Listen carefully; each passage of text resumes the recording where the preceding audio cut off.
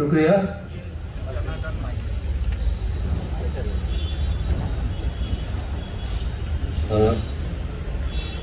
मुझे पहले आपने बुलवा दिया, मैं तैयार नहीं था फिलहाल।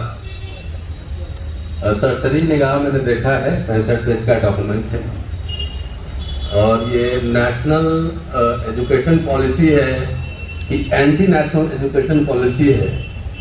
मनोज जी, नड्डा जी सब लोग बताएंगे, लेकिन जो मैंने पढ़ा है, जो समझा है, ये प्रधानमंत्री जी बहुत लाइट कैमरा एक्शन वाले, चाहे न्यू विस्टा प्रोजेक्ट हो, चाहे गुफा में जाना हो तपस्या करने, चाहे आरती करवाना हो, चाहे 55 कैमरा लगा के डुबकी लगाना हो, वो कैमरा को लेके बहुत ही सजग रखते हैं।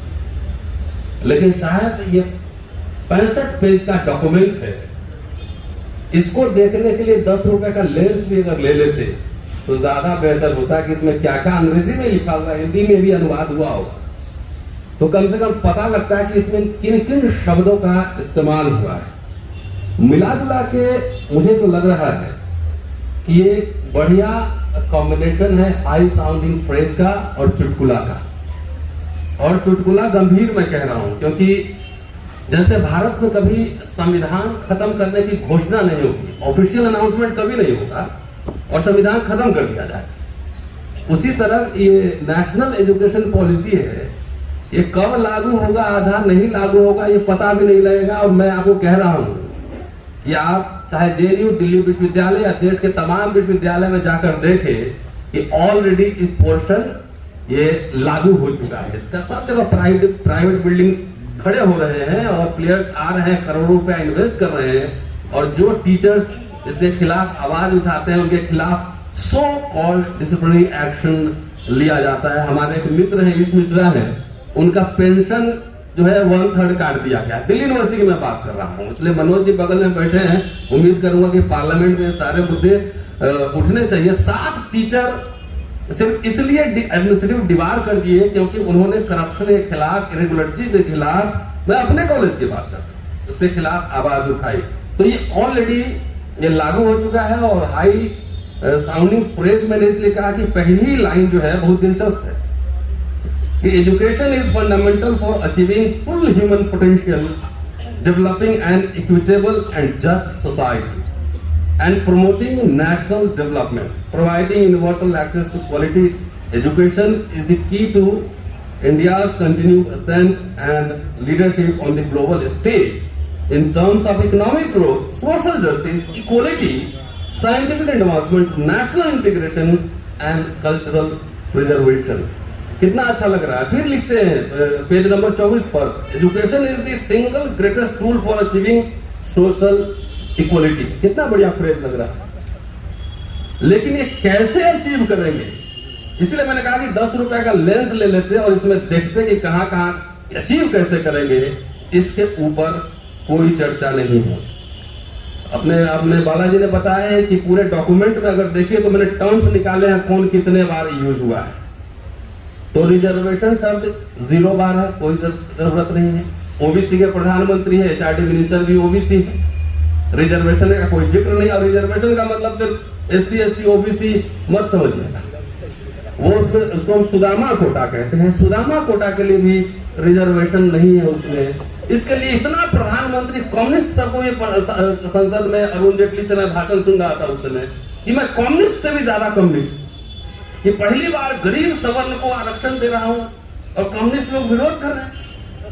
उस समय ईडब्ल्यूएस सुदामा कोटा के लिए जगह नहीं है भाई। सुदामा को अगर अधिकार नहीं देंगे तो श्राप देंगे, वो है ना, श्राप देंगे तो 24 में सरकार भी वापस नहीं लौटेगी। सोशल जस्टिस टर्म 2 बार आया है, एससी एसटी ओबीसी 2 बार आया है, ऑटोनॉमी शब्द 21 बार आया है, जिसमें 16 बार हायर एजुकेशन के संदर्भ में। ऑटोनॉमी का मतलब क्या? विश्वविद्यालय तो पहले भी ऑटोनोमस। ऑटोनॉमिक का मतलब है कि हमारे यहाँ आ गए हैं रिलैक्सो चप्पल सेंटर, मेरे यहाँ खुल चुका है, आके आप देख सकते हैं। उसी तरह टाटा मतलब सब है, बिल्डिंग है, पता नहीं उसमें कौन, कोई भी स्टेक होल्डर, चाहे टीचर, स्टूडेंट, कर्मचारी, किसी से कोई बात नहीं की गई है। और किसी क्या होगा उस बिल्डिंग का, नोबडी नोस, किराए पे चढ़ेगा, क्या होगा नहीं होगा, यही बोलने के लिए हम लोग उनकी नजर में विलेन है।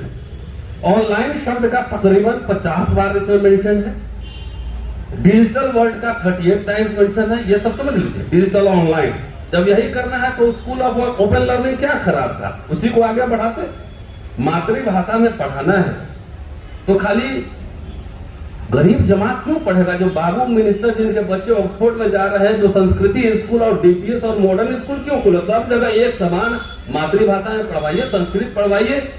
और संस्कृत और संस्कृति शब्द का मैं कह रहा हूं कि ये तकरीबन आप देखेंगे कि यहां चर्चा हुआ है, संस्कृत शब्द का 23 बार चर्चा होता है पूरे 65 में। अब आइए शिक्षा को लेकर क्या कह रहे हैं कि बाण भट्टी कादम्बरी में लिखा है कि नालंदा तक्षशिला में 64 कलाओं की शिक्षा होती, तो हायर एजुकेशन में 64 कलाओं का पाठ पढ़ाया जाए। 64 कला वाला आदमी तो इस धरती पर भी मिलेगा नहीं, क्योंकि अब स्पेशलाइजेशन का जमाना है कि सब लोग एक सब्जेक्ट लेते हैं, उसी में स्पेशलाइजेशन करते हैं। तो इसका मतलब है कि एंटायर पॉलिटिकल साइंस करने वाले एक्सपर्ट ही 64 कलाओं को ये पढ़ाएंगे। अब आइए एक दो बात और मैं कहना चाहता हूं, क्योंकि बहुत सारे वक्ता हैं। जिन विश्वविद्यालयों का मेंशन किया गया है, तक्षशिला, नालंदा, विक्रमशिला, पल्लवी, कहते हैं कि इनकी पुरानी ग्लोरी को वापस लाना है। शायद इनको पता भी नहीं होगा कि ये विश्वविद्यालय किनके थे, क्यों खोले गए थे। इसमें मनुस्मृति नहीं, बुद्धिस्ट स्टडीज होता था। तो इनके पूरे जो दर्शन है, या तो उसे खिलाफ जाएगा पूरा आइडिया, या फिर ये जो पूरा बुद्धिज्म का कल्चर है उसको पूरा ये हड़पना चाहते हैं। जैसे कि चारों तरफ बुद्धिस्ट जो स्कल्पचर थे, जो बुद्धिस्ट टेम्पल थे, उनको उन्होंने हड़प लिया है। तो एक तरह का एप्रोप्रिएशन है।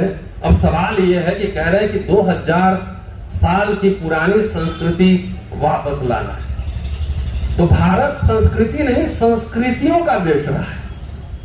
किसी महिला से पूछिए, किसी दलित, ट्राइबल, शेड्यूल कास्ट, ओबीसी से पूछिए कि 2000 साल वाला भारत वापस चाहिए।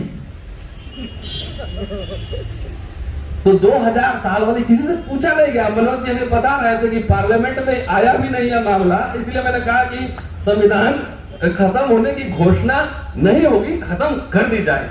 तो इस पे आप डिबेट करते रहिए, आधा आधा धीरे धीरे लागू किया जाएगा। इसलिए एज ए एक्टिविस्ट एकेडमिशियन हम लोग की जिम्मेदारी है कि इस मुद्दे को उठाएं, लेकिन एक पार्लियामेंट्रियन होने के नाते मनोज जी जैसे जो हमारे पुराने दोस्त हैं, इनकी जिम्मेदारी ज्यादा है कि पार्लियामेंट चले न दे इस मुद्दे पर, क्योंकि ये किसी वर्ग विशेष, जाति विशेष, समुदाय विशेष का मसला नहीं है, ये पूरे जमात की बात है।